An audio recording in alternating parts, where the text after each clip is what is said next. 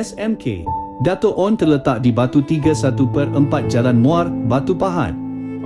Jaraknya dari Bandar Batu Pahat kira-kira 6 km. Sekolah ini dikategorikan sebagai sekolah bandar. Tahun 1966, nama asal SMK Dato' On ialah Sekolah Menengah Rendah Kebangsaan Bagan Batu Pahat. Ditubuhkan pada 1 Januari 1966.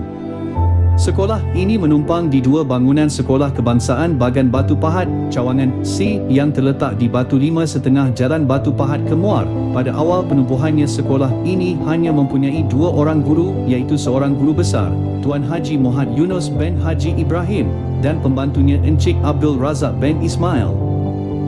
Jumlah guru bertambah seramai 5 orang kerana pertambahan bilangan pelajar. Oleh kerana tiada kaki tangan sokongan, maka segala urusan pejabat dikelolakan oleh guru besar dan 6 orang guru tersebut. Tahun 1968, nama Sekolah Menengah Rendah Kebangsaan Bagan Batu Pahat telah ditukar kepada Sekolah Menengah Dato' On. Lokasi barunya terletak di Batu 3/4, Kilometer 6, Simpang 5, Mukim 3 Peserai, Batu Pahat.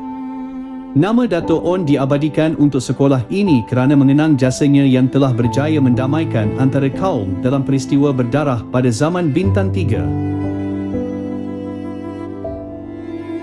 Sehingga tahun 2011, SMK Dato' On mempunyai 9 blok bangunan. SMK Dato' On mempunyai pakej pembelajaran yang lengkap dari pendidikan khas, vokasional, arus perdana hinggalah tingkatan 6 dengan jumlah murid seramai 1,308 orang. Luas keseluruhan kawasan sekolah ini lebih kurang 16 ekar.